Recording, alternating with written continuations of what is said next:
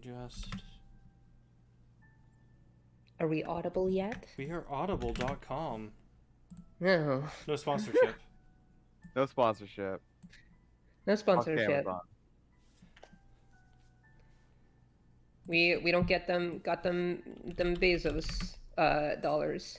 We ain't got no dollars. And if given We the got no opportunity, I dollars. would... Well, I mean, okay, technically this is Twitch, which is owned by Bezos, so everything I'm getting paid. Yeah, that's true. Ah, shit. But...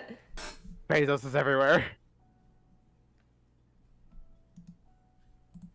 We're surrounded by I will say, not to fucking shill, but I listened to the fucking Carmilla audiobook that they had, like, maybe last year, I think. It was really good. But that is more a testament to the performers. So if you can find that, pirate it. What's Carmilla? No, don't pirate. Pirating is Wink. bad. Wink. I'm not winking. I'm just blinking with one eye because there's something in it. Carmilla is were you gonna ask Yeah, were you gonna ask about Carmilla? Oh, what's Carmilla? Okay, so it is a vampire novel that predates Dracula by like fucking 10 or 20 years. Right. Featuring a lesbian vampire. Right, okay, Oh. now I remember Carmilla now. It's the audiobook is very well performed. And that is what I will say. It's very good.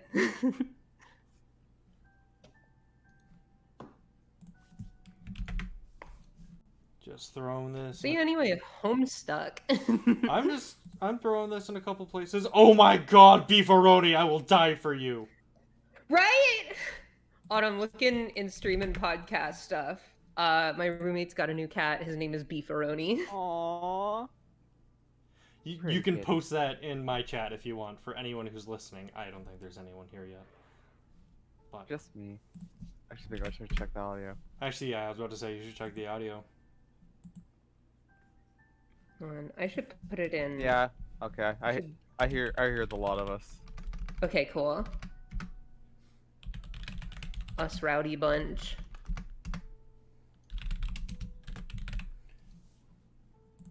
But I really do need to figure out what I'm gonna stream once we're done with this. Or also, can- More crystal. when Autumn's gone. I can look at a few things That would if you want suggestions. Sure. Crystal Hell yeah. Crystal, I think, is the fallback. Can't do what we were gonna do. Yeah. And I don't have the energy to start something new. Game. Right. Anyways, hi everyone. Let's just. Hello, everyone. Can you see? Can you guys see? Okay. Yep. So everyone can see. Twitch. I'm gonna go on Twitch. Oh my god, the game is starting and it didn't crash. This might be the first time this has ever happened. Anyways, I'm so happy. we are doing a shorter stream today. It's going to be just Jane. Just Jane. Warning is only mind control, but as we discovered last session, these warnings aren't always accurate. So be careful. Probably going to be themes of fascism in this one, if I were to guess. Yeah. Pfeffrey, no warnings. Jesus. There's so much blood. So yeah. Let's get started, I guess. I think we decided Autumn is going to be doing Jane. Is that accurate? Do you want to do Jane? Sure.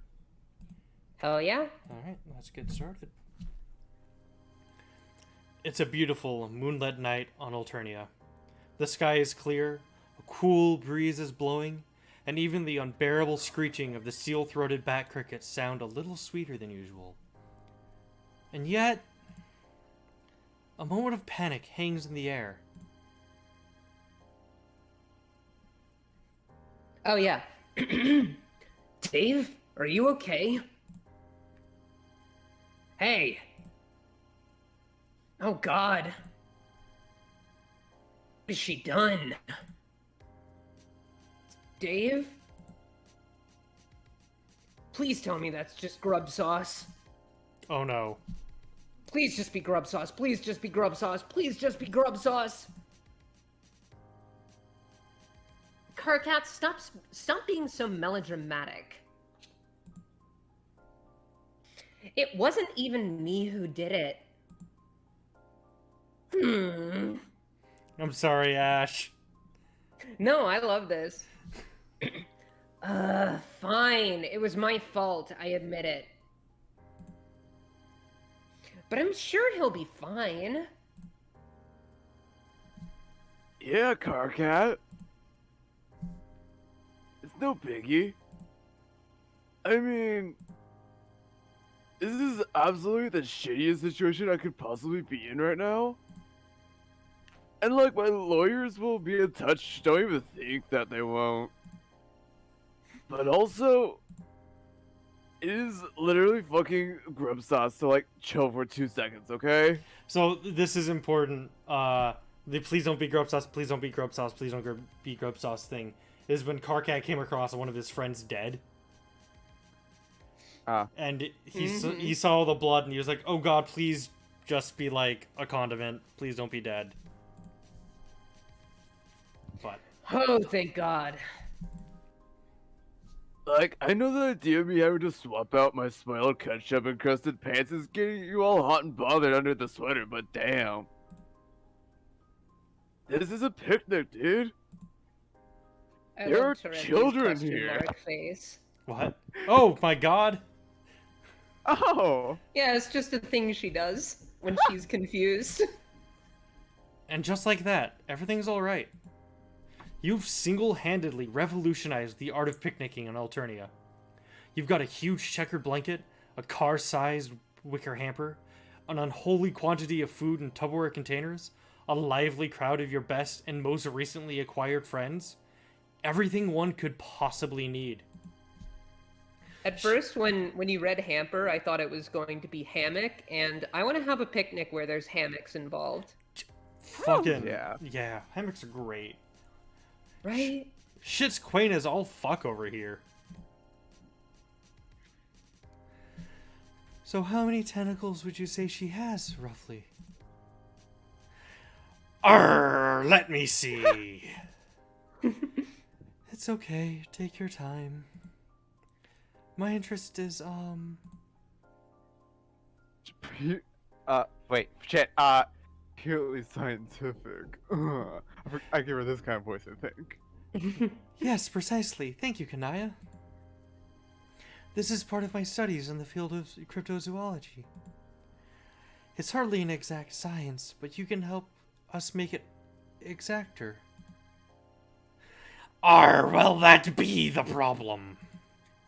I really don't think there's a definite answer. She has just so many.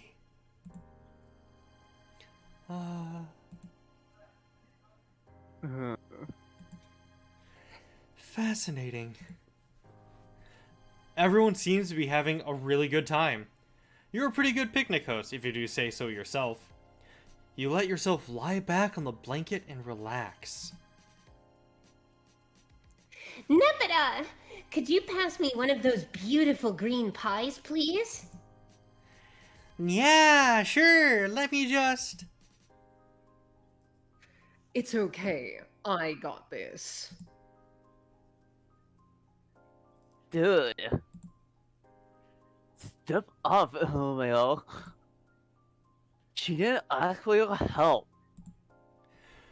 Everyone's getting along so well. Well, I didn't ask for your opinion on whether the mid-blood human female wanted my help or not. Alright, oh my... fuck. How do I do that in a voice? It's like, imagine what's his face from Sailor Moon, the guy with the swirl glasses. I never watched it, man. You should. It's good. I know. I need to watch Sailor Moon also. Oh. I started watching Utena. Utna's my favorite. Isn't it pronounced Utina? Yeah. Okay. Well, I was legitimately correct. confused. Anyways. Yeah, no, you're correct. Okay. Well, good. Good. Fine then. Fantastic. Jeez. You're one of my best friends, and I Wonderful. treasure you every single day. Me too. I wish I could give you a hug right now. Yeah. Same. Group hug. Long distance. Yeah. Damn, if this I just want to make an aside. If this were canon Homestuck and Jade had all of her powers, Aridin would be dead right now. I mean, he'd be dead already Right. because he would have died like fucking 8 years ago. Right. Or however long. But she would fucking just throw him into the sun. Yeah. Well, if this was canon Homestuck, she would be justified. Yeah. Oh my god. Did you seriously just call her that? I remembered. What is wrong with you? Guys? Humans don't even have different blood colors, you useless tool. Simply enjoying one another's company. All right, that does it. I've had enough of this wishy-washy lawn meal nonsense. Now, I have enough of you. Oh, they're flirting. Oh, thanks, Nepeta. Yeah, no problem, he. Eat shit and die. Eat shit, asshole. Fall off your horse. Why don't you make me? It would be my pleasure. Wait, what's going on over there? Oh god. Dear god. No, not now. This is a disaster. You've got to find some way to stop this before everything you've worked for collapses under the weight of pointless, shitty boy drama. You don't have a moment to lose. What's better than this? Guys being allies. Oh, hi there, Gamzee. Don't mind you. You're just trying to stop a picnic emergency. Hey, hold on, sister. Let's not be hasty. Right now, we're witnessing the birth of the greatest, and dare I say, most righteous miracle of them all. Gender motherfucking equality. And just like that, everything breaks apart. You wake up alone. It's a cold, dark night on Alternia. The sky is overcast, a harsh wind is blowing, and the only other sound to be heard is your own breathing. Panicked, shaky, you curl up a little tighter in your puddle of blankets in the corner. You try and think back to that wonderful dream you were having, but now it all seems ruined. You're only trying to take a short rest from fomenting revolutionary sentiment among your peers and fixing all their problems, which as it turns out is a full-time job. You just wanted to indulge your imagination for a while and skip to the part where everyone's happy already. There's nothing wrong with that, right? It all seems so real, so full of potential. Like you could get there in an instant if you only tried a little harder. But now it hits you like a cold, wet circus pie filled with cement. Your dream of hope was nothing more than that, with no basis in reality or accurate characterization.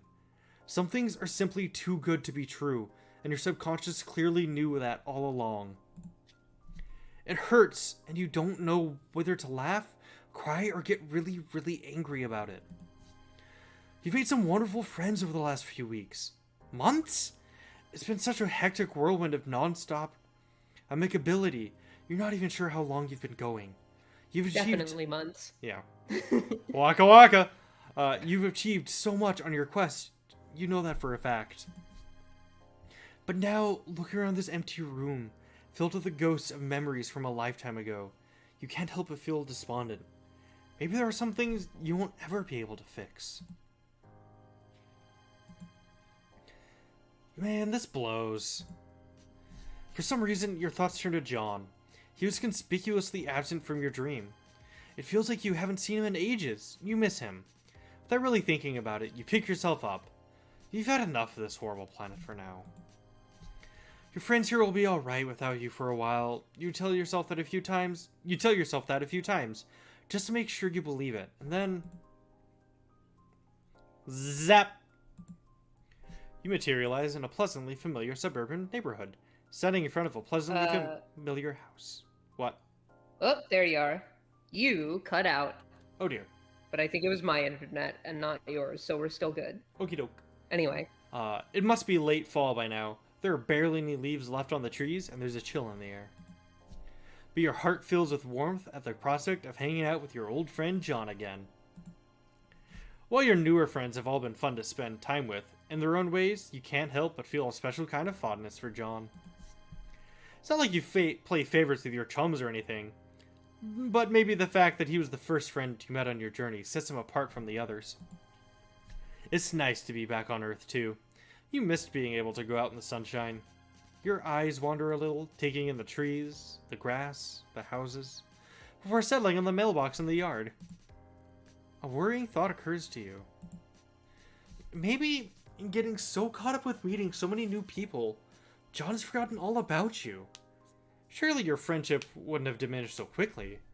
But were you really all that close to begin with? You still feel bad about having thrown his birthday present in the sewer all that time ago. That was just such a shitty thing to do, in more ways than one. You were a really bad friend to John, before you were friends with John. You're suddenly overcome with the urge to make it up to him. Instead of making a new friend today, why not try being a better friend to one you already have? Taking a peek at the mailbox, there seems to be something inside. Maybe, if you make absolute sure to give it to him this time, that will start to make up for your earlier mistake. Oh no. Pilfer. Oh no, are we going to put the timeline right and then go to the alpha kids and then fuck up their timeline? See, I think we're already in the Alpha Kids, because remember, Jane's house was the same house as June's house, just in her version of the timeline. Right. And considering their family, I would not put it past our delightful protagonist, Kun, to accidentally teleport to the wrong fucking universe. True. But the other universe shouldn't exist. But has that mattered yet? Shush. We gotta pilfer the post. Oh, yeah? Yeah, but no, you were saying something.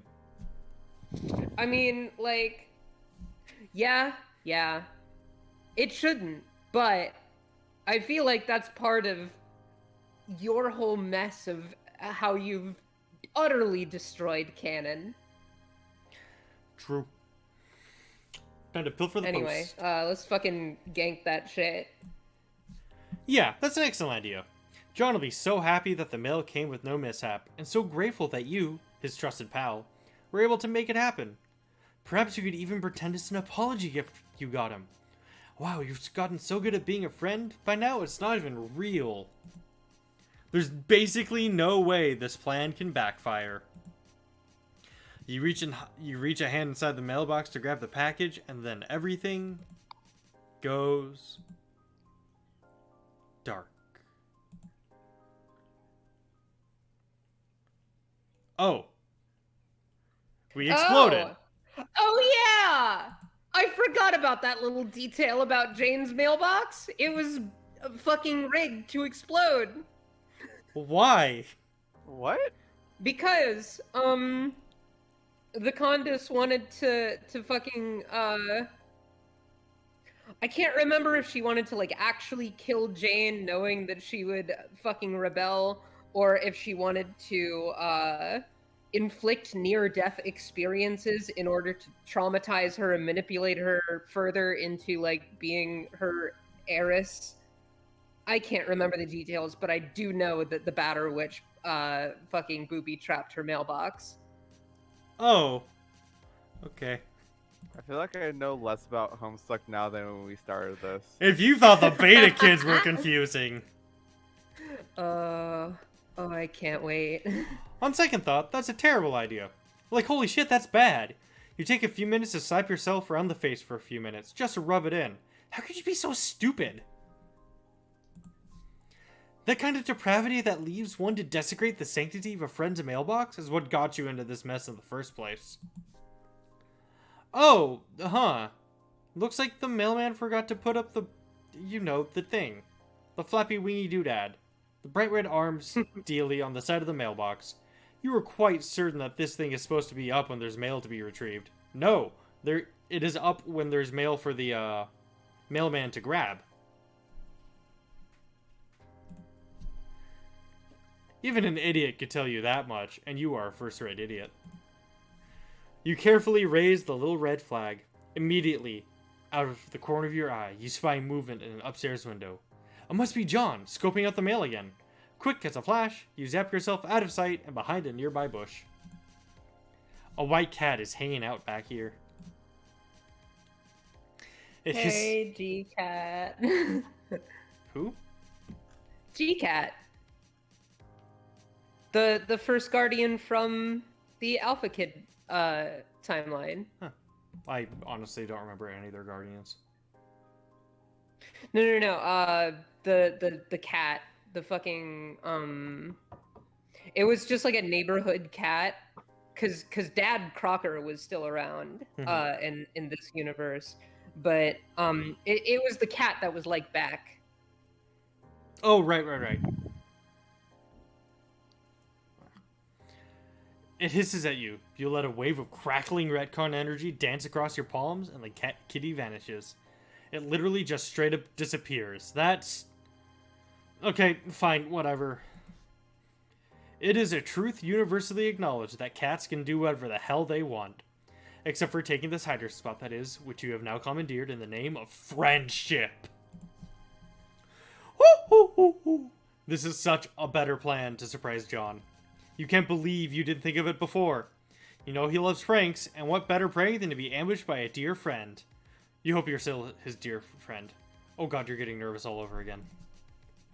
You hear the front door open. Shoot, here he comes! Wait, this isn't John. Oh, goodness no.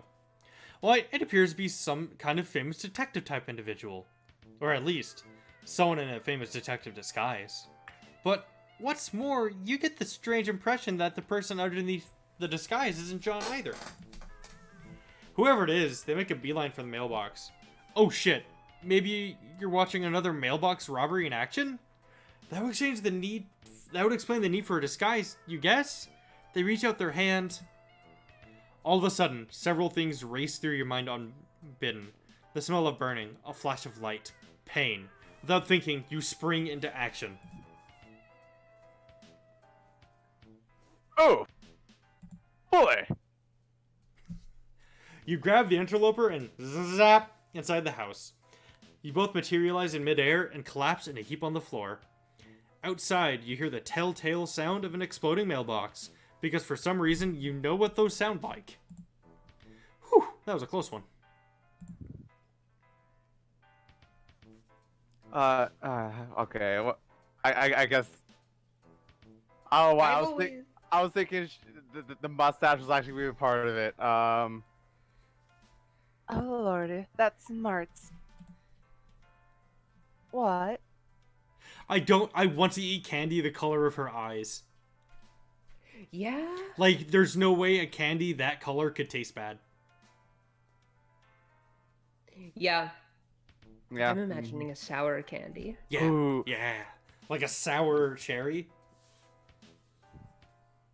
Or maybe a sour grape. Grape?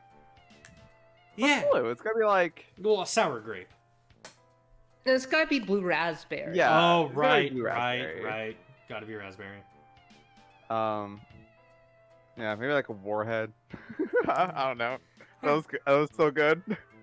I Is never, that what the kids are into these days? I never found warheads to be that sour. I like Yeah. warheads. Yeah. They're Okay, very they're good. still good. Yeah. Feeling like that. What on earth just happened? Your companion sits up in a bit of a daze. It looks like the disguise got knocked off in all the kerfuffle. Your hunch was right on the money. This is definitely not John Egbert. She does look oddly familiar, though. You take a look out the window down into the yard below. Yep, it's just like your ears told you. Where once there was a mailbox, there is now a smoldering wooden stump surrounded by debris. It's a sight to bring a tear to any mailman's eye, fake or otherwise. You turn back around to find the stranger standing over you, looking thoroughly disgruntled. She's pointing a large red spoon directly at your chest. It doesn't really come off as all that threatening, you have to be honest, although she could probably do at least some form of injury with it. The injury likely wouldn't be all that serious, but you try to take it seriously anyways. Just to be polite. Now hold on just a moment, Buster. Who are you? What are you doing in my bedroom? And what in the blue blazes is going on? Oh, come on, spit it out. Oh no, you hate being put on the spot. And the first question was such a tough one, too. Who are you? It's something you don't have a definite answer to, even after all this time. Gosh, she does seem awfully confident with that spoon. You begin to entertain the thought that this girl might simply decide to beat you to death with it. You're finding it hard to think amid all the confusion. Didn't she say this is her bedroom? You were dead certain that this was John's house. It is John's house, even has the tire swing and everything. And this girl, who even is she? John's never mentioned having a sister or anything before. But looking around the room, it's obvious that she lives here. And there's no trace of any of John's things. Did he move house without telling you? That thought makes you incredibly sad. Well, if you won't talk, I suppose I'll have to suss out the truth myself. She looks at you very carefully for a moment before glancing over at one of the posters on the wall. It's a black and white picture of what looks like a daring group of detectives. They're drawn in a fairly minimal style with round ovoid heads. Immediately, her face lights up in recognition. Oh, I see. Oh, mum's the word, B. She taps the side of her nose knowingly and winks, and you realize that she's trying to let you know that she knows something that you're supposedly both know. But all you really know is that you have no idea what it is that you know. Oh, you're very good. Pretending not to know that which you know that I know that we both know. No, you're telling her you haven't got the foggiest clue what she's talking about? Knowing stuff? How could anyone possibly accuse you of such a thing? Oh, poof. It's alright. I won't tell anyone. Keeping incognito is one of the utmost importance for problem sleuths like us. She said the thing! Problem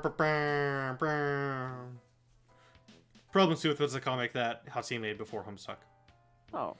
If you look in the background, there's the two ladies. One of them has a chainsaw. That's from Problem Sleuth.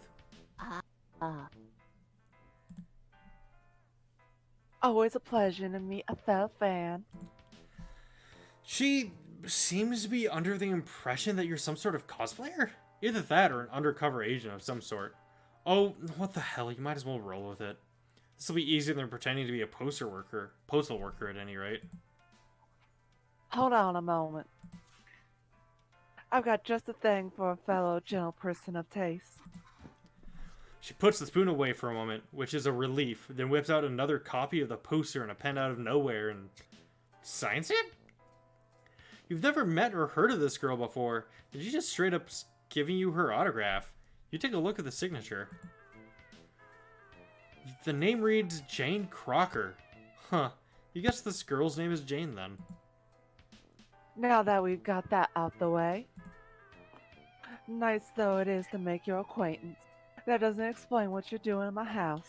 Wait, did Jane write Problem Sleuth in the Alpha timeline? I don't think so. Then what's going on here? Hold on, back up. I like zoned out for a sec. She pulled out a poster and signed it. as if she was the one who made the thing on the poster, and they're describing the poster in the background of the Problem Sleuth characters.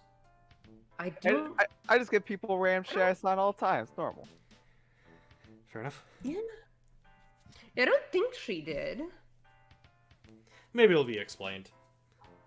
Or, come to think of it, how we even got here. Well, it's all very simple, actually. Just a boring, everyday example of an innocent bystander stepping in to save an unwitting teen from a parcel bomb with their zappy Hellstretcher powers. Nothing weird at all.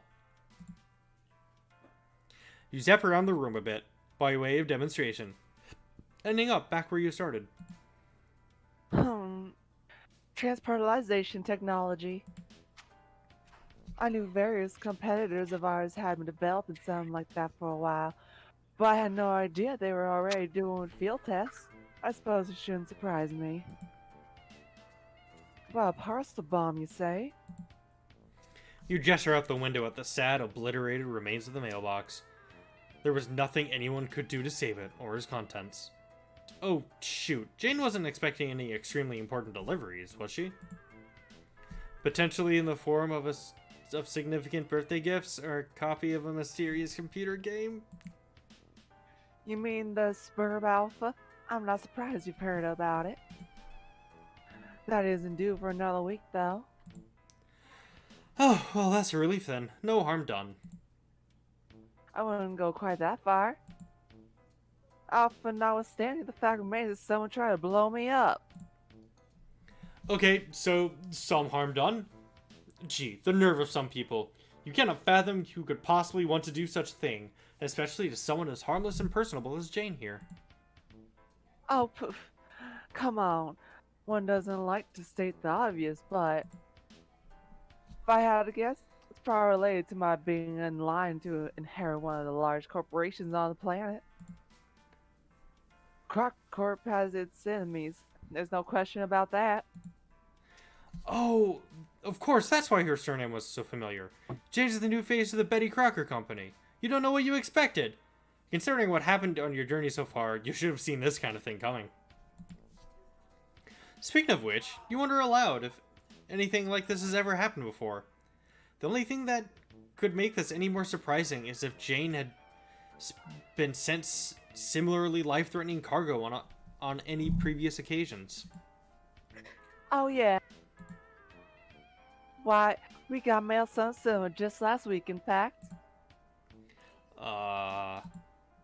You try not to think out too hard about the fact that Jane apparently fell for the exact same trick 2 weeks in a row. Father was out in the yard, about to make his car out back for a soak, when the blessed mailbox went up in smoke. It was quite the shock. Ever since then, he's been a bit antsy about me checking the mail myself, but today it arrived while he was out. Good thing, too. He would have thrown a fit if he'd known. I'm barely allowed out of the house as it is. I'm sure you meant well, but it could come off as a bit overprotective sometimes. It's plumb ridiculous. A grown lass full of vim and vigor can take perfectly good care of herself. You don't want to pass hasty judgment on someone's familial situation, but it sounds like Jane's father was just trying to keep her safe. It can't be easy constantly deflecting death threats away from someone determined to walk right into them. Where's her sense of self-preservation? I suppose it might seem strange to the uninitiated, but you sort of learn to accept it after a while. I've been dodging death ever since I can remember. People seem really determined to do me in. I simply can't explain it. Jesus! Wow! That must be pretty rough going. God, that sounds awful, actually. Being the eminent ruler of an empire must come from a fair number of people who want you gone. Thinking back to your encounter with Pfeffery, you suppose that you were recently part of such an attempt yourself, in a manner of speaking.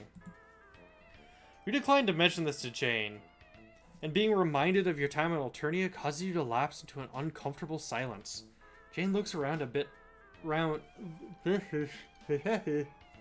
Jane looks around a little awkwardly before breaking it. So, not that I'm ungrateful for the fact that you appear to have rescued me from certain peril, but Oh, right, of course. You're intruding into a complete stranger's home. You'd almost forgotten that this is the first time you and Jane have ever met. Your heart sinks as you consider that between the vastness of the universe and the determination of those attempting to murder her, this might be the last time you ever meet as well. Jane offers to show you out. On the way downstairs... Is that a statue or a human? That's a good question. That's, this time, taxidermied corpse. Oh. Jane offers to show you out. On the way downstairs, you politely ask her how long it's been since her family moved here. Does she know? Hello? Is everyone still here? Yeah. Yeah. Everything good over there, Ash? You alright? Ash? Oh, there Ash? we are. Hello. Ash! Hello. Ba ba I can ba hear- ba ba ba ba ba. Hello, I'm here. But yeah, that's Vision this room. universe's version of June's taxidermied corpse. Did you know if So- anyone... Yeah. So it's both. Yeah. Jane offers to show you out. On the way downstairs, you politely ask her how long it's been since her family moved here. Does she know if someone called John used to live in this house? She gives you a strange look before gesturing to a... Oh god, is that a corpse by the fireplace? You take a moment to process the fact that Jane has a stuffed human person mounted on a plinth in her living room. She says it's her pop-pop, which you guess means grandfather. It's kind of hard to parse some of the vocabulary Jane uses sometimes. Anyway, the guy's name is John, and you can't help but see a resemblance to your good friend Egbert. You've encountered enough coincidence by now to know that this must be him. Somehow. You must have traveled forwards in time by accident or some such. That's the only possible explanation. You try very hard not to have a whole mental breakdown about your apparently long-dead friend, but sadly not hard enough. However, at the sight of your various expressions of horror, shock, and confusion, Jane perks up considerably. I always tell my wife that when I go, it's how I want to be preserved. Stuffed. Yeah, I don't want to be buried. I don't want to be burnt to ash. I want to be taxidermied and left in the living room. Taxidermy me in the Sonic Adventure pose. Yeah. I want a reverse Viking funeral. It's, Reverse? Wait. It's where- What is that in- it's where you push a boat out with all my stuff in it. And then and you then light light me... you on fire? Yeah, and then light me on fire and launch me into it.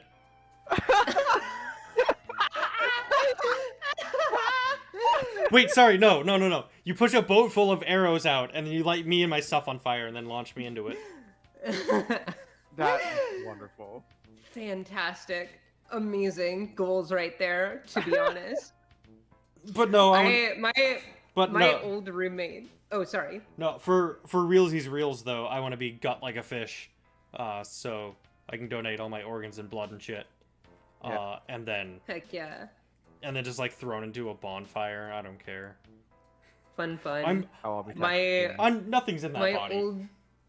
My old roommate always said that he wants to have his corpse propped up and like dressed up, given sunglasses and shit, and have the funeral be a roast. Oh, it's good. Oh, like you make fun of him. Yeah. I thought you meant like cannibalism. Oh, actually, yeah. Can we do that one? Can I just have all my friends, just, like, help my loved ones eat me? No. Part No. of me would be with them forever. Yeah, but cannibalism's really bad for you. It is, but I'm gonna be dead and I won't care. Don't you care about your They loved can- ones? They could get stomach diseases. They fucking deserve it after the shit they put me through. Like, I mean- care about it now, Except but you guys. I was gonna say Y'all- feed me to my enemies. Yeah, y'all don't have to eat me. My fucking people who treated me wrong, they can eat me. Like, find a bunch of neo-Nazis and improperly prepare my corpse so I get all of them sick. Ooh, yeah. Yeah, that's but no, good. seriously, don't eat human meat. You have to. Yeah, don't. You have to prepare human meat like in a very certain way, otherwise you will get very sick. Also, cannibalism is illegal in most countries. I think. But you should do it to my body. Just not other ones. You know, it's funny, in Germany, that's illegal even then. Oh, I'm pretty sure it's legal everywhere. I mean, I at least don't- most places even then. I don't know if it's illegal in the United States to consent, if you consent to having your body eaten. I actually I do know mean- that it is illegal, unfortunately. Okay. God's However, blister, comma, here's my counterpoint to that. Just go on a boat. Just die on a boat. Dying on a boat. Oh, okay. They can't. There's no cops in the ocean. Uh, God's blister, I'd never heard about that, and I mean, I don't know. Yo, I did hear about that. Like, yeah, if you got like, you might as well do something with it, right? Well, thanks. Now I can't eat tacos for a little bit. No, I See- can. If I had my foot amputated, I would just put it in a jar of formaldehyde and hide it in a creepy lab basement to make people think that I'm a mad scientist I need to. or I need a to. witch or both. I need to throw out my. I have a toenail preserved in a Uh-huh. specimen jar, and I need to throw it out. I had like a shark fetus preserved. Okay. See. I don't know where that came from. I think my aunt gave it to me as like a gift, and I don't know what kind. No. See, that's rad as hell. It was pretty rad. It was really cool. I think it started leaking. Oh. So we had to throw the jar out in the shark, and it was very sad. But it was the coolest thing that ever graced my bathroom's decor. It's a good word there, decor. Anyway, Right. How we're did- doing a game. Right. We're after playing- adding about maybe like 12 content warnings to the VOD. Hopefully, I'll remember to add those. Did you know my dear old Pop? You should have said something. Also, Ash, someone asked you something in the chat. Oh, how do you even get one of those? I don't know. I assume that she got it from like some like gift shop near the beach or something. I don't know. Honestly, like I never questioned where my aunt got a shark fetus. And maybe I should have. He was a popular fellow, so I suppose it was only a matter of time before one of his friends came from his performing heydays came to visit. That- butchered that. That's right, Jane. Keep talking about him and your friendship in the past tense, which is totally helping you feel better. But what you mean to say, yes, Jane, you're absolutely right. You were an old entertaining friend of her Pop's, who just so happened to be visiting the area in the middle of, the circus touring season? You try not to be too insulted when John eats the lie up without a moment's hesitation. Well, if one of old Pop's Crocker's pals is here, I suppose I can't just turn you out on the street like some nobody. And Papa would never forgive me for giving a family friend the cold shoulder. You simply must stay a while longer. I insist. You cannot help but agree enthusiastically. And here you were thinking the volume was over before it really got started. Gee, this makes a nice change. You've grown accustomed to putting in a lot of hard work to score some hangout time with various people on your journey, but all it took to convince Jane was a pre-established connection with her apparently very wealthy relatives. It just goes to show you stuff. I'm afraid I haven't fulfilled my duties as host very well so far, but I am determined to change that starting now. But,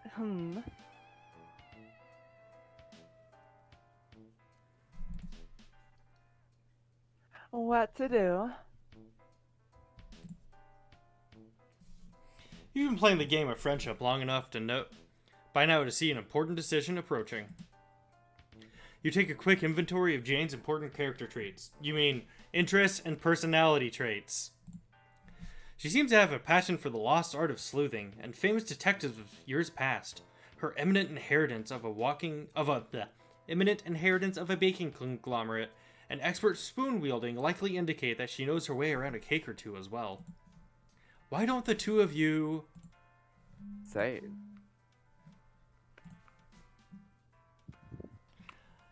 practice some self-care or solve a mystery? Which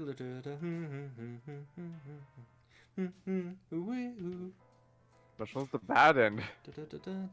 Well, I'm guessing self-care is the bad end. Alright. Ash, do you have an idea? Let's do some. You gotta take care of yourself. Yeah. You know, hanging out with your friend. That's some good self-care. Yeah. You know what? All this heavy stuff has really been getting to you recently. Christ, you left Alternia to get away from the hell-murdering nonsense. But if anything, it feels just as stressful back here on Earth with Jane. The adrenaline rush from the impromptu rescue is beginning to wear off, and your legs start to go all wobbly. You slump down against a wall, exhausted. Man, this really took a lot out of you. Oh, gracious. Are you alright? Yeah, you just need a minute. Ugh, God, this is so weird and embarrassing. How come it's only once you were out of bed? How come it's only once you were out of the bad situation that you stopped being able to cope with it? You try to pull yourself together, but then your stomach growls like an aggressive, hungry cat. Come to think of it, you haven't eaten anything in you don't even know how long. Jane gives you a sympathetic, almost grandmotherly look. It sounds like someone's hungry. I was planning on baking something after taking care of the mail. Although, I guess that it took care of itself in the end. So, since Plan A seems to have gone up in a pillar of smoke, let's move swiftly on to Plan B. Fancy helping me whip a cake into submission? I just spit all over my screen. No. Oh my god. No. Oh, let me. Oh, that's bad. Okay. That's why you should do what I do. Just never drink enough water. No, I've been drinking too much water. Hydrate. How do I hydrate? I've been much better about hydrating lately. Drink water, kids. I'm going to drink some water now. Yeah. Me too. You go drink some water. That's totally what I'm doing. I'm not eating like onion rings. You can do both. Fuck, I want onion rings. Yeah. Anyway. We could call it a thank you for saving my bacon back there. Gosh, that sounds like a wonderful idea. Gosh. Gosh. You feel like you could eat a Gosh. horse, or even better, a horse made out of cake. You can't remember the last time you had cake, in fact. Oh. Now, if that isn't just about the saddest thing I've ever heard.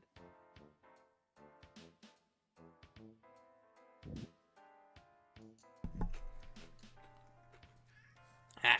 Jane sets you up with an apron and starts pulling ingredients and utensils out of various cupboards and drawers. Seeing the various colorful bags and boxes all lined up on the kitchen counter fills you all with excitement. The idea of collaborating with Jane to make something delicious gets your heart racing. Surely there couldn't be no better path to friendship than this. Once she seems sure that she's got everything you need, Jane fiddles with the oven for a few seconds. Just need to set the oven to preheat. Okay, there we go. Now let's get cracking, shall we? You look around expectantly, hoping to see a recipe book or similar amid the collection of baking equipment. Oh no, we don't need one. My junior Battlemaster Blowbuster Stirring Solution 50,000. We'll do the trick just fine. A passionate, burning fire seems to ignite in Jane's eyes as she brandishes her trusty red spoon. With a well-practiced motion, she adjusts a series of buttons and dials on the side, and a vaguely feminine robot voice begins to speak out of it. Triple chocolate layer cake. cake. Medium rare. Begin regime. Jane nods to herself and presses another button. The voice begins listing off a series of ingredients and measurements. You guess the spoon must have a lot more tricks up its sleeve than you originally gave it credit for. Technology really is amazing. Wow. You begin to reach for the bag of flour, but with lightning speed, Jane leans over and grabs it herself. She doesn't even seem to notice that she had to bat your hand out of the way. Oh, well, that's alright. Jane seems to know what she's doing, and she'd hate to spoil her fun. In the blink of an eye, she has the flour measured out and reaches for the butter. Appraise solidified bovine extract. You will comply. Jane continues her work in a thoroughly and efficient manner, and the spoon continues reading out instructions in a calm, steady voice. It's somewhat soothing, even if the choice of vocabulary is a bit strange. It certainly seems to be relaxing Jane. Her face was a picture of intense concentration, but now her eyes appear dim and distant. She could almost be asleep. You're just coming to terms with the idea that baking with Jane is a spectator sport, rather than a team game, when a sudden noise snaps her out of her trance. Oh. Her hand goes to her apron pocket, and she fishes out her phone. Something on the screen makes her face light up with gentle excitement. You think you catch the sight of something green, but she doesn't give you a good look at it. I have to, take care of this. Oh. Whatever it is, it seems to have got Jane into a bit of a tizzy all of a sudden. She thrusts the spoon in your direction. Here. Just follow the instructions. You can't go wrong. This is all happening so fast. Being entrusted with Jane's precious spoon? And so early in your friendship? This must be a very great honor. She obviously believes in you a great deal. You try to assure Jane that you won't let her down, but she's already too engrossed in her phone to acknowledge it. You sigh to yourself knowingly. For all her antiquated phraseology and old-time aesthetic, Jane is still a teen at heart. Add ingredients to vessel. Commence liquidation. Obey. Oh shit. You were so caught up in being judgmental of a young person that you completely lost track of what you were doing. Which was, dissolve desiccated cocoa in boiling water. Submit to your labor. Hey, hang on just a moment. You just barely managed to remember that the previous instruction was before the spoon moved on to the next step already. Oh god, what were the other ingredients you needed to add? You try to guess, but there are just too many things on the counter and you don't even know what half of them are. You spare a glance at Jane, hoping against hope she hasn't noticed your plight, but she's too far distracted to help you now. You'll just have to work it out by yourself. She's counting on you. Think, damn it, think! Fold cocoa paste into mixture. Make haste, the end is nigh. Eggs! You don't remember doing anything with eggs, but the spoon definitely called for some a while ago. In a blind panic, you grab one and toss it into the bowl. Only after you've stirred it into the mixture do you remember that it's generally best to remove the shell first. Pour cream into a small saucepan and heat over a low flame for a few minutes, ensuring that it does not boil or simmer. Once the cream is hot, remove the saucepan from the heat. Cease reproduction. The calm robot voice isn't soothing to you, not anymore. His dulcet tones have become your tormentor. It wouldn't be so bad if it would just slow down for a moment. Is there a speed setting on this spoon? If you just had more time to think. Are you sure you would like to start over? Ah, wrong button. You can't go back, not now. You cancel the prompt and grit your teeth in grim determination. You can fix this. You have to fix this. It's like Jane said all those minutes ago when she sent you on this quest. You can't go wrong. It's at this moment that your eyes land on the bag of sugar. The noticeably unopened bag of sugar. It's just sitting there, smirking at you, with a look of unbearable smugness on his to the colorful lettering on his face. Who, me? What could you possibly need me in a cake for? You tear the bag open and dump the entire contents into the mixing bowl with an ice-cold fury. Then you toss its gutted, lifeless husk into the garbage, where it belongs! Revenge has never been sweeter. Oh, Lord, it. Sorry to leave you in the lurch for so long. I had to deal with a friend in his daily moment of personal crisis. Although that's not really saying much, quite frankly. Most of his life seems to be one long personal crisis. And I suppose I'm hardly in any position to complain. I do still like his company at the end of the day. Hmm. So, anyway, the cake. How have you been managing? You don't look up at Jane when she comes back over to you a few minutes later, seemingly oblivious of the devastation you've wrought on this poor kitchen. You stare into the thick, lumpy batter sitting in the bowl in front of you, and in that stodgy, curdled mess you cannot help but see yourself, a complete and utter failure. Is everything alright? You want to tell her, to explain that no, Jane, everything is not alright. It's all gone to shit. But you can't look anywhere except down. You can feel the bottom falling out of this friendship opportunity, like that of a poorly supported Victoria sponge. Once Jane gets a good look at this batter, it's game over. You just know it. As she peeks over your shoulder at your handiwork, you brace yourself for the dreadful moment you felt so many times before, across countless alternate selves and timelines. You watch for the telltale signs of a person deciding that, whatever pathetic and somehow yet unspecified creature you are, they don't want you in their life. But strangely enough, the moment never comes. Instead, Jane puts a hand lightly on your shoulder and gives you a gentle smile full of teeth. There. No need to pull a face like that. So yes, this ended up being a little bit of a misadventure, but it is not the end of the world. But Jane was counting on you, and you let her down. You had something that needed to be fixed, and you couldn't manage it. As on so many other occasions during your journey, you only made things worse. You try to convince Jane of your guilt in this matter, but she simply shakes her head. Oh, pshaw. You know nothing of the sort. You try to make the best out of a bad and confusing ordeal, and nobody can blame you for that. Even if your best is, admittedly, a little suboptimal. But sometimes, when things go wrong, it's not a simple case of being able to fix it by soldiering on blindly in the face of adversity. Sometimes, the only way to set things right is to cut your losses and start over from the beginning. And that's not really the same as giving up.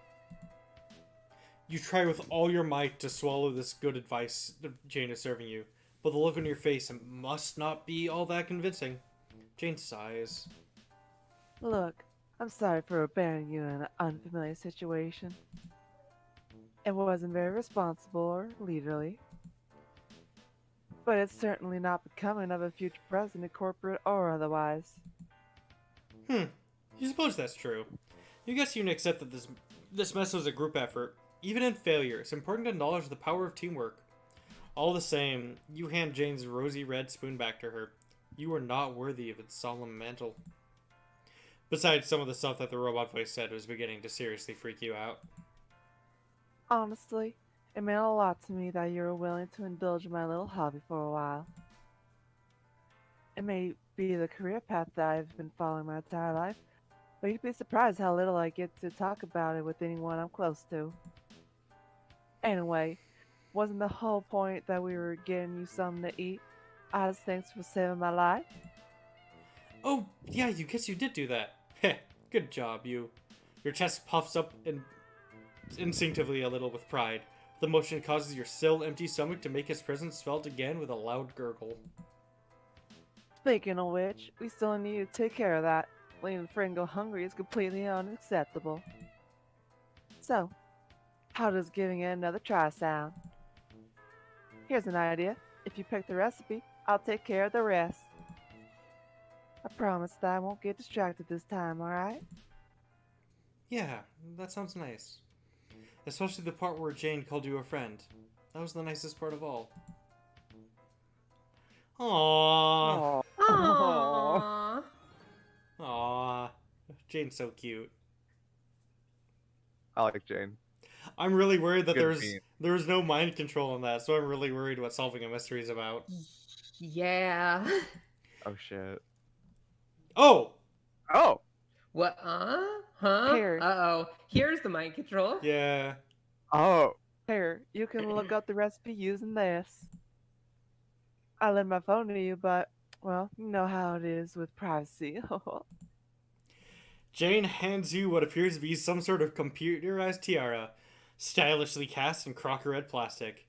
You guess you just put it on? That's not too complicated.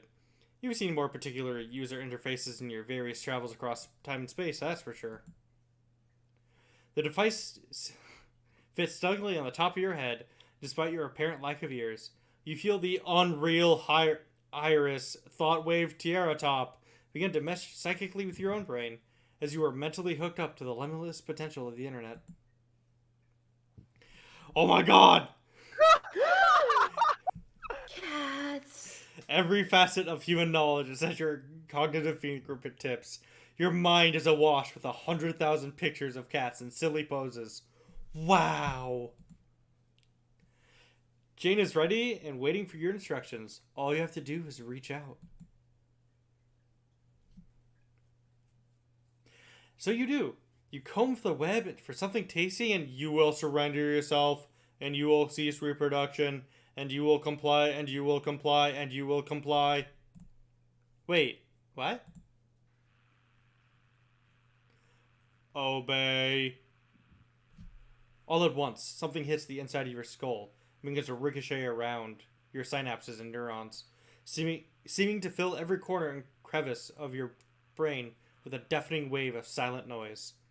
A single instruction, uttered with incalculable force, impossible to ignore. Obey. Your mind, so susceptible to outside influence, is no match for it. You feel a million sharp pains as a million neural pathways are rearranged to form sharp angles and ordered lines and circuits. And in a blinding flash of light, her design overwhelms every part of me and consumes every atom of me, and then retransmits and amplifies the whole in concert with her will. And I cannot know any difference because this is all that I am. It is so much more than I was. I see her worthless protege's face twist in a look of horror at the sight of my transformation, but I do not spare her a second glance as I look skywards. I am free of such concerns now. And in the eye of the mind that now belongs to her, I see the place I need to go, and I reach out with the power I stole, and I step forward into it. And in her throne room, I kneel beneath her smile as she sets a course for everywhere. There are problems in this universe that require our attention. And I, her new weapon, smile too. We're going to fix everything. What? Obey. The fuck, Jane? Obey. Damn, if that tiara wasn't filled with propaganda, that'd be a look. Yeah.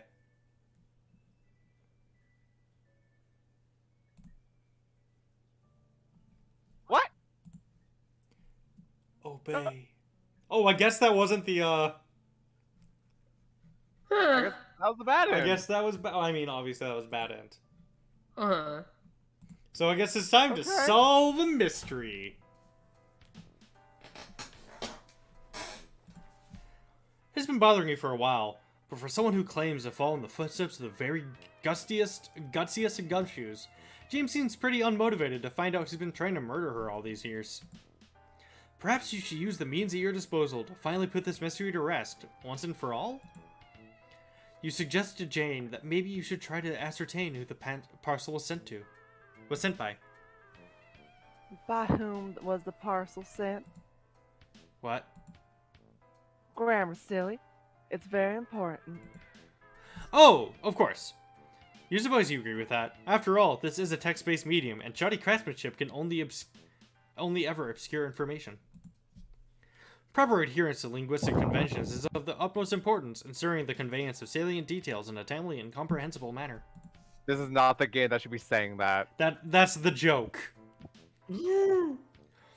But damn it, Jane, now isn't the time. You've got a case to solve.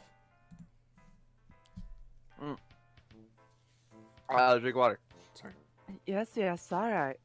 What exactly are you proposing that we do? There's very little evidence that we could feasibly collect. The two of you look forlornly out the window again, down to where the mailbox should be. Jane is right. That avenue of investigation went up in smoke a few minutes ago. The investigation has barely gotten started, and the trail has already gone cold in a blazing ball of fire. I'd suggest making... I'd suggest asking at the mail office if it was similar. But I don't suppose they know anything to tell about the package's origins. It's not like regular mail workers have access to that kind of information. To make matters worse, the mail is one of the few public services Crocker Corp doesn't partially own, so I won't be able to pull any strings. I don't suppose there was anyone watching at the time the bomb was placed either. You have to admit, the possibility seems somewhat remote, but that gives you an idea. If there aren't any witnesses at hand, why not make some yourselves?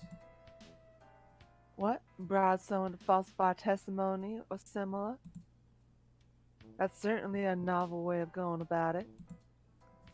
James seems to be expecting it a lot more... Jane seems to be giving it a lot more thought than you would have expected, but in any case, that wasn't at all what you meant. You explained to Jane that, far beyond merely being able to transport lives between any two physical locations, you also possess the ability to time travelcate to any point in the past or future. Not to be rude, considering that you did just save my life and everything. That does sound more than a little far-fetched. Jane seems pretty skeptical about this, but you honestly can't be bothered to work through all of her personal misgivings about belief and the feasibility of time travel right now.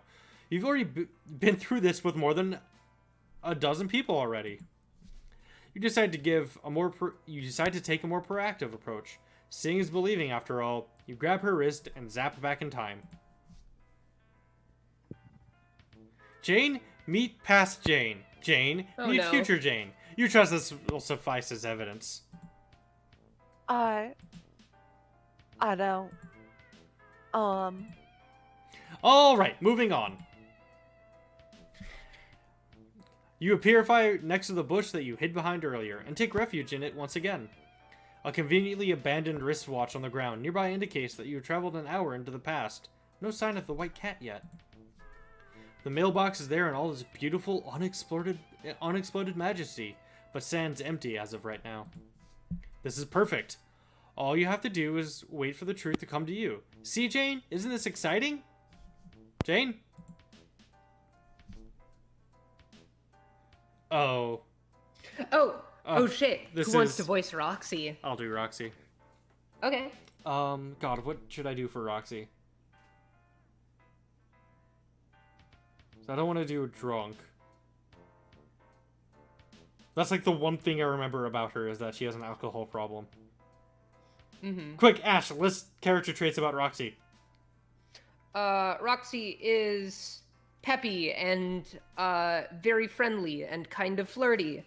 And also very excited. 911, what's a your lot of the emergency? time. 911, what's your emergency? Please note that misplaced apostrophes on shop signs does not constitute an emergency. And emergency, and. Lalonde, help! I'm stuck in the past. LMAO, yes! What was it that tipped you off? Was it the fact that everyone else talks like it's the 1920s? What? No, I mean this entirely literally. I am quite literally stuck in the past in a temporal sense. Oh my god, wait, really? Who told you that? I bet it was... I bet it was yoinking my thunder... Okay, no, I need... I think Roxy is saying TT because that's Oh. Dirks. Yeah. Abbreviated. Yeah. Okay, Yeah. I need to think of how to do this voice because I'm just talking excitedly. Yeah. Okay. Was it TT? I bet it was TT. Yoinking my thunder, god damn it. Strider! No. You're not listening to me. I have been transported back in time by a mysterious entity who recently saved my life from yet another ridiculous assassination attempt. Oh. Okay. Damn. False alarm, I guess. Wait, G-Cat can time travel now?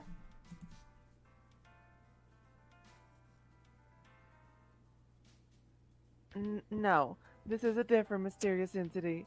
They don't seem related to the god cat as far as I can tell.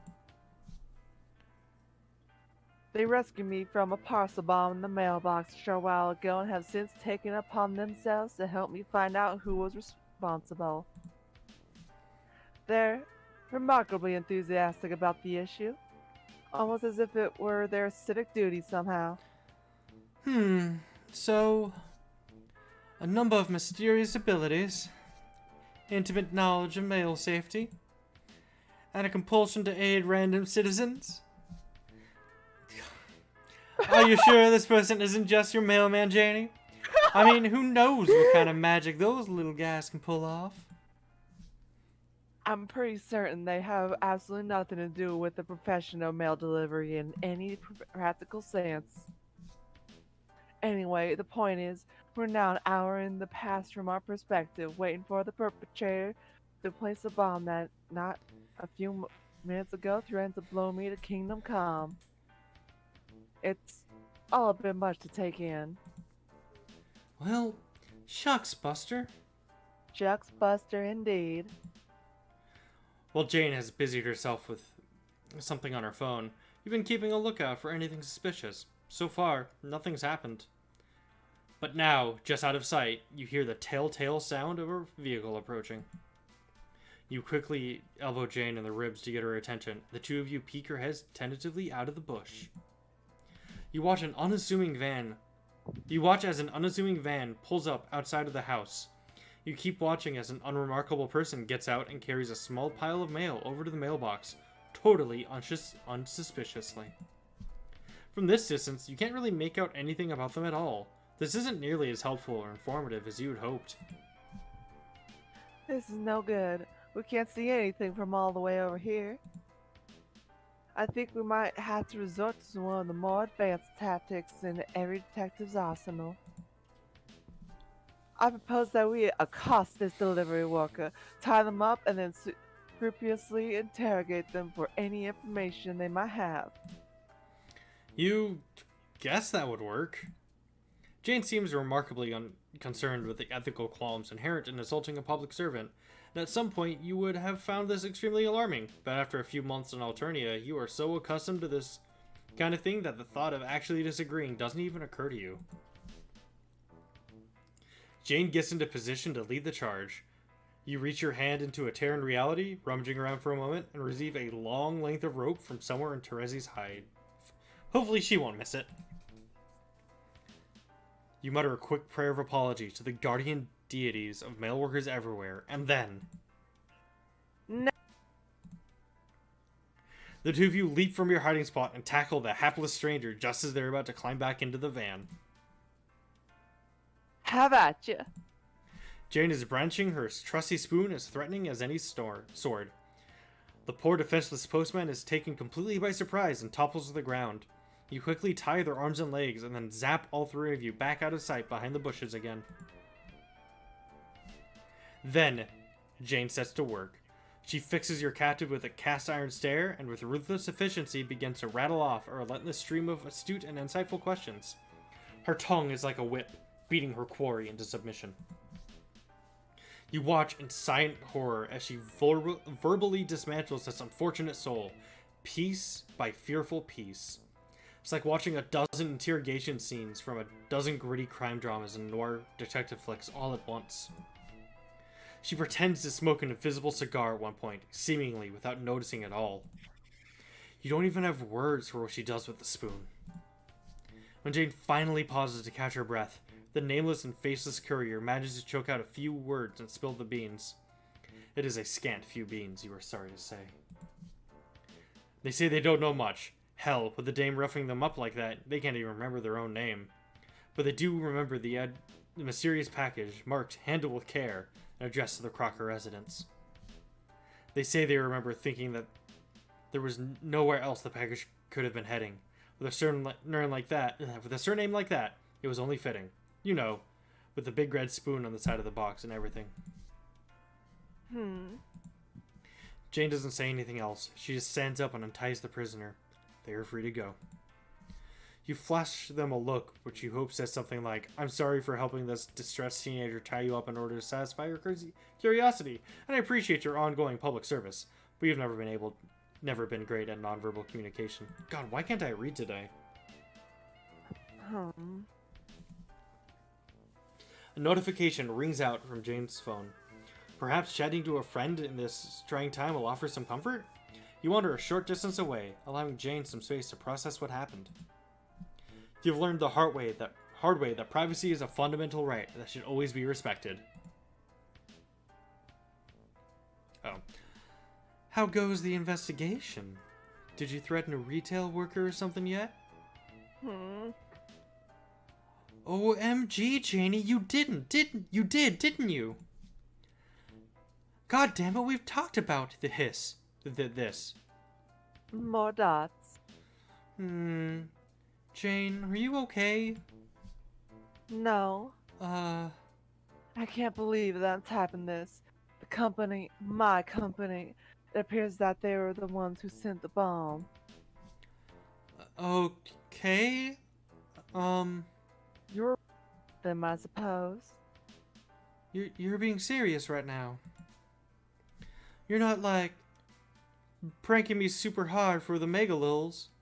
No, of course not. I'm hardly in a joking mood. Where? Jane, this is great! What? You finally pulled through. The beta bitch had the wool over your eyes, but by no more. I'm so happy. What? No, this is awful. Oh, right. Oh, see, what I meant was that... Arg, will you please just stop talking for a second? Ah! I can't think with your endless ruddy face blithering all the time.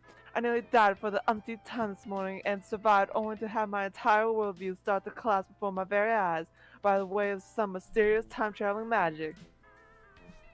Jeez Louise, is this easy for you? In fact, this must be Christmas and birthday come early for all three of you. You finally got what you wanted, which was to prove me wrong. Your insane collective conspiracy about my entire life being part of some evil plot looks like it might just hold water after all. Congratulations. Go on, say that you told me so. Here, I'll even type it out for you to copy and paste if you don't have, so you don't have to worry about it anymore. The face spelling errors. I told you so. No? I'm not really sure what to say. You're kind of scaring me. I'm sorry. This is scaring me too. Jane sighs. You guess the conversation must be taking a turn for the heavy, if you can't say for sure. You're feeling good about your decision not to pry into this private discussion. It would truly be some kind of fucked up to intrude at such a vulnerable moment when people are rarely seen at their best. It feels as though I'm in the middle of an ocean. Scratch that. It feels like my whole world is an ocean. Something so immense, so dark, so vast and deep that I can't even begin to imagine what might be beneath the surface. Everything that I've ever known, everything that I've ever been, is sinking down into it and vanishing with nary a trace. And my only solace is to jump of my own volition before I am pulled under by force. And what? Is someone going to catch me and help me stay afloat? The only float my best friend the whole world has any familiarity with flippin' cocktails. Ooh. Oh my god, Jane, I know you're like being kind of mean and exasperated right now, but it means a lot to hear that I'm your best friend. I love you. Heart. Grr. Rutro. Roll, what? Rolal. Rolal, please. I'm only trying to express the depths of my existential confusion over here. The ocean, Lalonde. The abyssal infinite ocean. Can you even imagine what that's like? On second thought, never mind. This whole analogy is contrived and nonsensical and couldn't possibly have any emotional relevance to anyone. By the way, if I'm remembering correctly, Roxy, in fact, lives in a flooded city. Yep. Roxy, as well as Dirk, live 200 years in the future. And they literally know that the Batter Witch is, in fact, evil and using her. Does she know that they're 200 years in the future? Yes. Okay.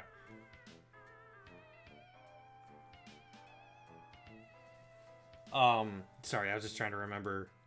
It's been so goddamn long. Mm-hmm. And Dirk lives in a city that's constantly on fire? Is that right? I think Dirk's city is also flooded. Okay. I could be wrong, but it's the same time period. Okay. Let me look it up. I'll look it up in the background. You can keep reading. Okay. Another sigh. God, I'm sorry. I'm not handling this well at all. I mean, to be honest, no. What? Okay, I just searched Dirk's house without putting Homestuck, as if it would just know. It didn't. I continue. Sorry. But LBR. Oh, let's be real. I don't know what precise arrangement of emotional responses would even realistically ally qualify as handling this whale. Fish pun for topic appropriateness. I'm not going to try to pronounce these typos. No worries. Like, Also, I remembered. I looked up what the situation is. Both of them live in flooded areas, just because the whole world is flooded. Right. But Dirk lives in the same building that Dave lived in, and Roxy does technically live in the same building that Rose did, but it's also surrounded by a colony of copy-pasted houses for the Carapacians, right. that were brought to Earth. Right. Anyway, there you go. Like, I know I had, like, this whole plan for how to get you to accept the truth. And it would have fucking worked. Because, let's be real, I'm a fucking genius. A fucking... But, she didn't typo fucking. But also, I'm pretty sure that it would have involved blowing up a whole bunch more shit. Or, at least, mega escapades. How about shenanigans? Oh, you know it. She nanny guns out the ass. The point is, I knew that it would be hard.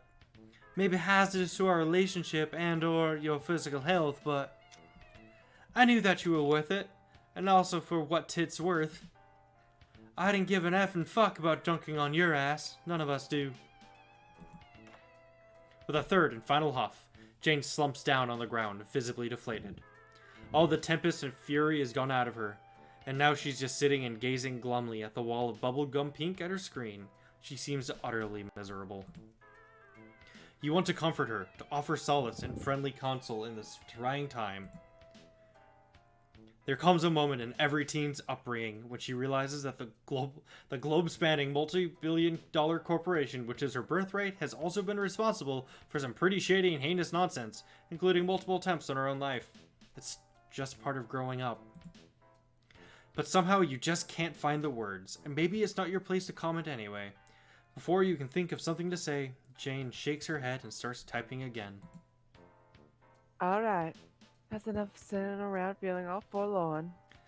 I'm feeling pretty okay, actually. No, me. I'm talking about myself. This new reality is one that I simply have to accept, whether I like it or not. And it's no good being glum about it. Especially not if it leads me to mistreat my nearest and dearest. So I'm not going to be the leader of a worldwide mega corporation. Big deal. There are better things to be applying my savvy towards. The friends who have my back, for instance. Oh my god! Janie, I'm loving this new enthusiasm! I wonder if I can do a southern accent and Valley Girl. Like, oh my god. I understand. I've been remiss in my duties as of late, but that ends now. Where once I had a duty to my heritage, now I have a duty to those who care about me. The call of leadership comes from elsewhere. Oh my god, yes! These words you're typing. Meaningful and full of poignancy. Jane strikes a pose that looks at once determined, bold, fearless, and resolute. And all that while still typing furiously away on her mobile. She just goes to show how hard she must have trained for a moment just like this. And so, for my first act as a responsible friend with eyes unclouded by this sugary haze of a manipulative baking empire, I say that it ends here. The game in which we've been pawns for years stops today. Yes! Good. Yes! Hell yeah! Yes! I think I've rather gone off with the idea of games altogether, haven't you? Specifically, the game. Hell fucking yeah! Wait, what? The Alpha. I decided that I'm not going to participate. Oh no! Uh-oh. It's a Crockcore product, and it's clearly part of some grand evil scheme or another. I'd be positively suicidal to consider playing it at this point. Well, yeah, but... But what? There's no doubt in my mind about it. Furthermore, as your friend, and as one recently reminded of her duty to care in this regard, I feel like I should strongly advise against any of us playing it, or anyone at all, for that matter. Now that I think about it, it is our solemn responsibility to ensure that nobody ever gets their hands on this game. Just imagine the havoc it could wreak. Reek. Wreck. Reek. Reek. We've got 1 week before the alpha is due to release. I'm certain we could think of some nefarious schemes to disrupt it in the meantime, if we work together as a team. I trust I'll be able to count your hacksaw skills, Sick, in this endeavor. Sure. Completely accidental lack of assignment. My sick skills are yours to command. I knew it. You're the best, BFFC. One could hope the... You know what it says. Heart. Jane clears her throat, pockets her phone, and seems to have reached some sort of conclusion. That chat looked from the outside like it was one huge emotional journey from start to finish. You're glad that Jane seems to be feeling better for having had it, whatever they ended up talking about. Sometimes all you need is a friend to vent things towards, in a healthy and productive manner. I suppose I should thank you again. Without your help, I might never have learned the truth. It's quite possible I would have lived out the rest of my potentially very short life without another opportunity to see things for what they really are. Well, I don't know how I shall ever repay you. Since nothing today has changed the fact that Jane is ludicrously wealthy, you can think of a great number of ways she could feasibly repay you, but that might just be pushing it a little too far all at once. So instead, you effortlessly spin some yarn about this being what friends are for, and so on. It's a speech you've given many, many times before. I've depended on you for a great deal, but now I think it's time to forge my own path, and under my own steam. I shall show the world that Jane Crocker can accomplish what not but her two bare hands. Now, if you'll excuse me, I had an existential crisis to avert. I don't like this. Oh no. This can't end well. I don't know, it seems good to me. Haha, uh-oh. Ha ha ha ha ha ha ha. Nah, this is a good thing. The entire multiverse depends on them playing the alpha. Yeah.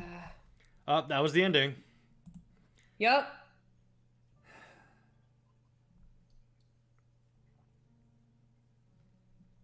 Next is Jake.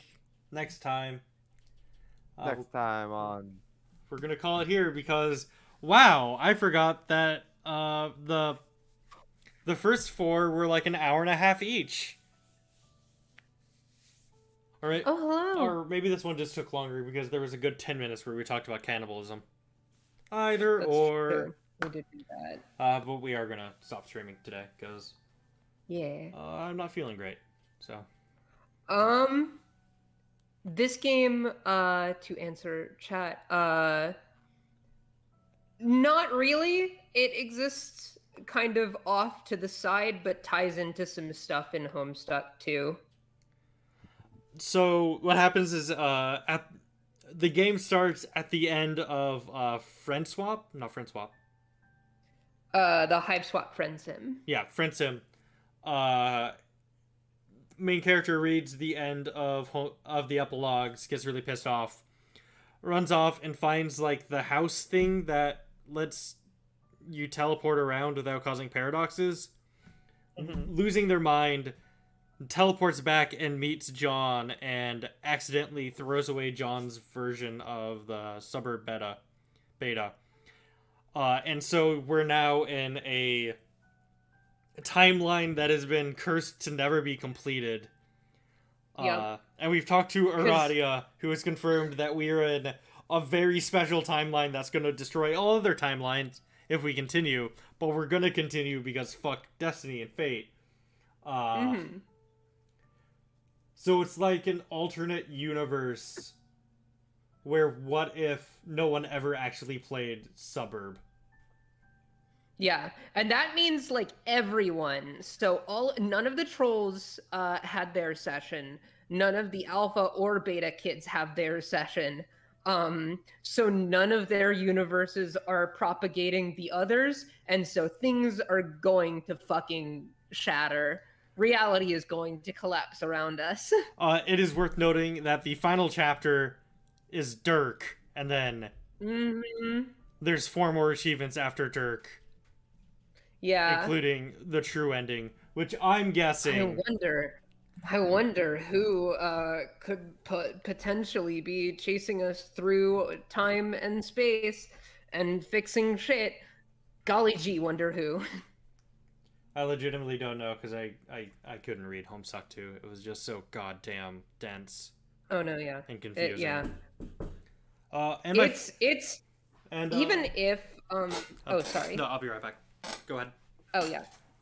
Even if like the epilogues weren't filled with horribly upsetting shit, Homestuck 2 as its own thing is just slow.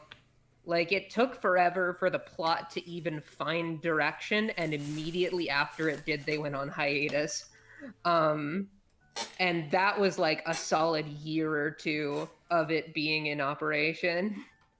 So, and like, I get it, but they could have paced it a little bit. Like, I don't know, every scene is just talking. And to an extent, that's, you know, understandable because a lot of later Homestuck was like that too, but it's to the point where nothing ever really just gets done. You know, you don't have extended multi-pages of just characters being narrated doing shit. It's usually like 1 or 2 pages of them doing something that doesn't really contribute much to the overall plot or progression of really anything. And then they talk for like 15 pages about their feelings. And some of that is really good, don't get me wrong. The June stuff, great, excellent, love to see it. But having to sit through so many pages of just characters talking through stuff that isn't moving anything forward is not fun. Anyway, sorry for the mini rant. That's fine. My food just got here, so. Cool. Oh god. Not as much sushi as I thought it was gonna be. Whoa. Anyways, thank you for watching. Yeah, We'll thanks be for back watching. in a week, probably. We're trying to do this weekly. We usually do this Yeah. weekly. Just been a really weird schedule lately. But yeah, we'll be back next week. Hope you're all having a great day. Hope you enjoyed it. Talk to y'all later. Later. Bye. Later.